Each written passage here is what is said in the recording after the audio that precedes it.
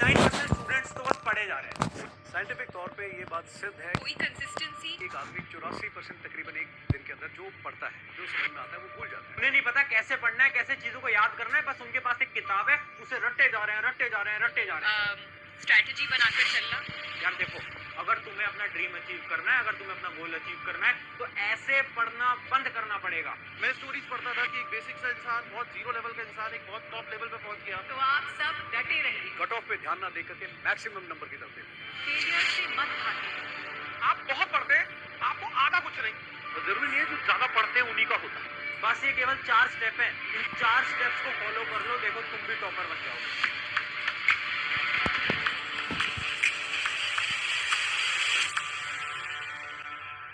तो hi everyone, मेरा नाम है Prashant, mentor of thousands of students. देखो, आज इंट्रो वगैरह नहीं देता, डायरेक्ट पॉइंट पे आता हूँ। मुझे पता है बहुत सारी प्रॉब्लम आ रही है। तुमने टाइटल देखा होगा, जीरो टू हीरो। अब देखो, तुम चाहे आज के समय पर कहीं पर भी स्टैंड करते हो, चाहे तुम क्लास के सबसे डफर बच्चे हो, या फिर तुम एक एवरेज बच्चे हो, या फिर तुम मेहनत तो करते हो पर तुम्हारा स्कोर नहीं आ पा रहा, चाहे कुछ भी प्रॉब्लम हो, चाहे तुम किसी कॉम्पिटिटिव एग्जाम की तैयारी कर रहे हो, चाहे तुम स्कूल लेवल एग्जाम की तैयारी कर रहे हो, चाहे किसी भी एग्जाम की तुम तैयारी कर रहे हो। ये वीडियो बहुत इंपॉर्टेंट है। क्यों? क्योंकि आज मैं तुम्हें एक ऐसा 4 स्टेप का प्रोसेस बताने वाला हूँ। इस प्रोसेस पे तुम चल लो और उसके बाद देखना कैसे तुम यहां से लेकर यहां तक पहुंचोगे। तुम एक जीरो से एक हीरो बनने वाले हो। तुम्हारे स्कोर के अंदर तुम्हें बहुत बड़ा चेंज देखने को मिलने वाला है। तो एक नोटबुक पेन लेकर आ जाओ और इन 4 स्टेप्स को नोट कर लेना। डायरेक्ट पॉइंट पे आ रहा हूँ। पहला है स्टेप नंबर 1। अब इस स्टेप को एक स्टोरी से समझाता हूँ। मेरे साथ साथ स्टोरी को विजुलाइज करते चलना, समझते चलना। देखो, याद करो वो दिन जब तुम छोटे थे, जब तुम बहुत छोटे थे, 1 साल के थे, जब तुम चलना भी नहीं जानते, है ना, जब तुम ऐसे ही घुटनों के ऊपर चलते रहे। उस समय पर, ध्यान से सुनना, उस समय पर तुम्हारे लिए चलना, अपने पैरों पे चलना दुनिया का सबसे टफ काम था। हाँ या ना? हाँ या ना? इमेजिन करो, वो छोटा सा बच्चा जो कि अभी 1 साल का भी नहीं हुआ है, क्या वो कभी सोच सकता है कि वो अपने पैरों से चल सकता है? नहीं। वो कोशिश करता है, वो गिरता है, वो कोशिश करता है, वो गिरता है, वो कोशिश करता है, वो गिरता है। बट एक दिन ऐसा आता है जब वो चलने लग जाता है। उसके बाद तुम थोड़े और बड़े हुए, है ना, तुम 5, 6, 7, 8 साल के हुए। उसके बाद क्या हुआ? तुम्हारे घर वालों ने तुम्हें एक साइकिल ला के दी। क्या तुम्हें साइकिल चलानी है? नहीं। तुम साइकिल चलाई और तुम बहुत बार गिरे। उस समय पर तुम्हें साइकिल चलाना दुनिया का सबसे टफ काम लगता था। हाँ यार, हाँ भैया, साइकिल चलाना तुम्हारे लिए ऐसा था कि ये तो बहुत टफ है, इसको मैं कैसे सीखूंगा? बट तुम कुछ दिन साइकिल चलाते रहे और तुमने साइकिल चलाना भी सीख लिया। लेकिन आज अगर मैं तुमसे ये पूछूं, क्या तुम्हें चलना आता है, क्या तुम्हें साइकिल चलानी आती है, तो तुम बोलोगे भैया ये कैसा सवाल है, ये तो दुनिया का सबसे आसान काम है ना?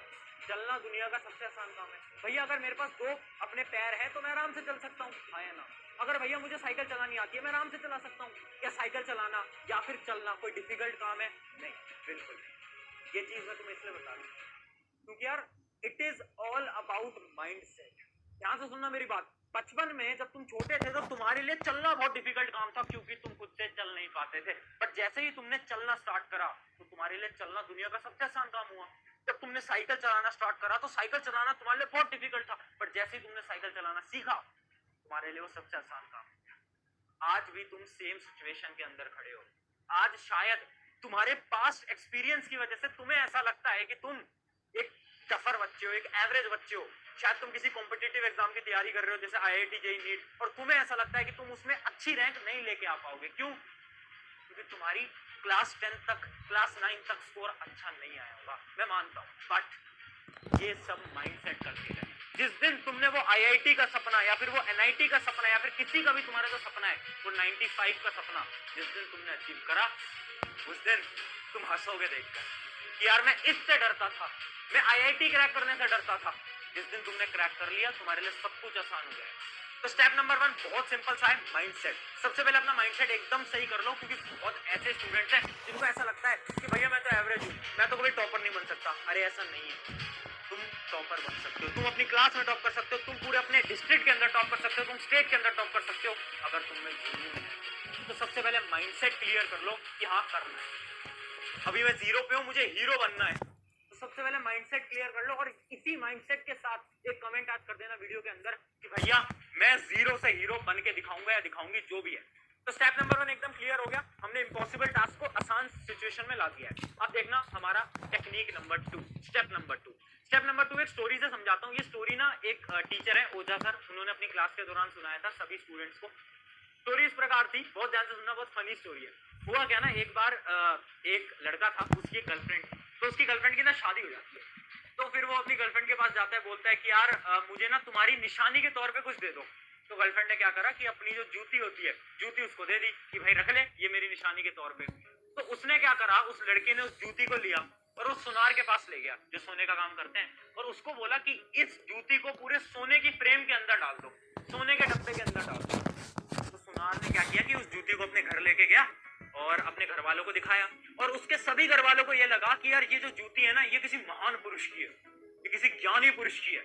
क्यों? क्योंकि वो एक सोने के डब्बे के अंदर उसको रखवा रहा था। तो सभी को लगा, तो सभी ने क्या करा, उस जूती के सामने अपने माथा टेका, उस जूती के सामने अपने हाथ जोड़े, सब कुछ किया। फिर अगले दिन जब वो आया लड़का सुनार के पास अपनी जूती लेने के लिए, तो उस सुनार ने पूछा कि ये बताओ ये जूती किस महान पुरुष की है। तो उसके बाद उस लड़के ने आंसर दिया कि ये तो मेरी गर्लफ्रेंड की जूती है। तो ये जो स्टोरी है ना, इससे हमें क्या सीखने को मिला? इससे हमें ये सीखने को मिला कि किसी भी काम में बिना जाने नहीं घुसना चाहिए। और यही है आपका स्टेप नंबर 2, जो कि है पैटर्न एनालिसिस। 90% स्टूडेंट्स को ये नहीं पता कि वो किस एग्जाम की तैयारी कर रहे हैं, उसमें तैयारी करी कैसे जाती है। एक एग्जांपल लेता हूं, तुम अभी 10वीं बोर्ड की तैयारी कर रहे हो, तुम्हारे 5 या 6 सब्जेक्ट आते हैं। क्या तुम्हें ये पता है कि किस सब्जेक्ट के लिए कौन सी स्ट्रेटेजी फॉलो करनी है? क्या तुम्हें पता है साइंस के लिए कौन सी बुक लेनी है? क्या तुम्हें पता है मैथ के लिए कौन सी बुक पढ़नी है? क्या तुम्हें पता है एसएसटी के लिए कौन सी बुक पढ़नी है? नहीं। 90% लोगों के पास पैटर्न ही नहीं है, उनको यही नहीं पता पढ़ना कैसे है। बस वो जो स्कूल वाले पढ़ाते हैं, पढ़ते जाते हैं, पढ़ते जाते हैं, पढ़ते जाते हैं। बट वो जो टॉपर है ना, वो पूरी रिसर्च करता है, वो देखता है कि अच्छा यार प्रीवियस ईयर क्वेश्चन में से इसके क्वेश्चन ज्यादा आए थे, तो ये वाला चैप्टर इंपॉर्टेंट है, इसको मैं ढंग से पढ़ लेता हूँ। समझ रहे हो बात? तो सबसे पहले अपना पॉइंट नंबर 2 याद रखना, जो कि है पैटर्न एनालिसिस।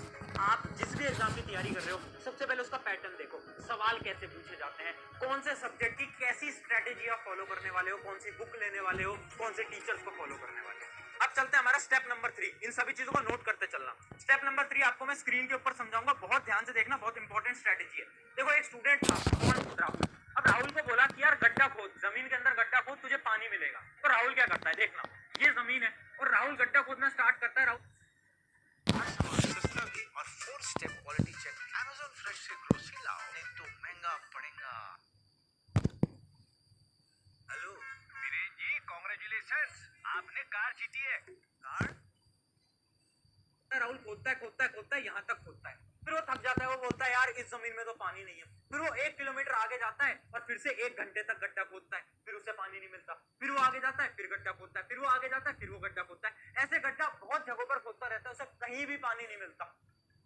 और पानी पता कहां पर था? पानी था यहाँ, इस जगह। अगर राहुल, इमेजिन करो, राहुल ने 7 अलग अलग गड्ढे खोदे, तो उसे कितना टाइम लगा? 7 आवर्स। कितना टाइम लगा? 7 आवर्स, 7 घंटे उसे लगते। बट अगर राहुल थोड़ा सा दिमाग लगाता और एक ही जगह पे पूरा गड्ढा खोद देता, क्या 2 घंटे लगते? इमेजिन करो, इसी जगह पर वो गड्ढा खोदता रहता, तो एक टाइम पर पानी उसे मिल जाता। यहीं पर ही हमारा स्टेप नंबर 3 आता है। स्टेप नंबर 3 है, यार आप जिस भी रिसोर्स से पढ़ रहे हो, जिस भी टीचर से पढ़ रहे हो, उन्हीं से पढ़ो। 90% स्टूडेंट क्या करते हैं, जब से यूट्यूब आया ना, तो एक चैप्टर यहाँ से पढ़ लेंगे, एक यहाँ से पढ़ लेंगे, एक यहाँ से पढ़ लेंगे, एक यहाँ से पढ़ लेंगे, 10 किताबें लाके रख देंगे घर में कि भैया मैं ना ये किताब से भी पढ़ लूंगा, इससे भी पढ़ लूंगा, इससे भी पढ़ लूंगा। अरे क्या कर रहा है यार? अगर हर जगह गड्ढे खोदेगा तो कहीं से भी रिजल्ट नहीं निकलेगा, कहीं से भी सिलेक्शन नहीं निकलेगा। तो अगर तुझे जीतना है ना, तो पहले तो राहुल की तरह मत बन। तुझे क्या करना है? तुझे एक ही जगह पर पढ़ते रहना है, एक ही किताब से पढ़ते रहना है, एक ही टीचर को फॉलो करना है। स्टेप नंबर 3 समझ गए। अब स्टेप नंबर 4 और फाइनल पॉइंट। देखो यार, इमेजिन करो जब आप खाना खाते हो, आप इमेजिन कर लो आप 2 रोटी खाते हो डेली। अब क्या हुआ ना, आपने एक दिन 10 रोटी खा ली, तो क्या होगा? वॉमिट, उल्टी, यही होगा ना। 10 रोटी तो नहीं आपका पेट पचा पाएगा, नहीं ना। आपका जो ब्रेन है ना, वो भी आपके पेट की तरह है, वो भी आपकी स्टमक की तरह है। कैसे? अब इमेजिन करता हूं मैं एक स्टूडेंट है जो कि पूरे साल भर केवल 1 घंटे पढ़ा है, 1 घंटे भी नहीं पढ़ा। अब अचानक से एग्जाम आ गए, तो वो स्टूडेंट का दिमाग चला और उसने बोला अब तो मुझे 10-10 घंटे पढ़ना पड़ेगा। तो क्या आपका दिमाग 10 घंटे पढ़ने को तैयार है? नहीं। जब आप पूरे समय पर, पूरे साल भर एक एक रोटी खाते आ रहे थे, तो आखिरी के 1 महीने तुम 10-10 रोटी कैसे खा लोगे? ये तो बात ही प्रैक्टिकली नहीं है ना। और यहीं पर ही हमारा स्टेप नंबर 4 आता है, जो कि है सेल्फ चेक। मतलब देखो हमें क्या करना है ना, हमें खुद पे चेक करते रहना है कि आज अगर मैं 1 घंटा पढ़ रहा हूं तो कल मैं थोड़ा सा और पढूं, फिर मैं थोड़ा सा और पढूं, फिर मैं थोड़ा सा और पढूं।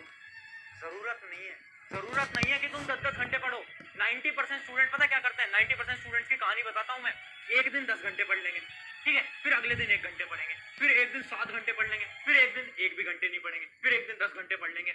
अगर तुम ऐसे पढ़ते हो ना तो सिलेक्शन तो भूल जाओ, नंबर भी भूल जाओ, क्योंकि यार आपका वो दिमाग है, दिमाग आपके पेट की तरह होता है।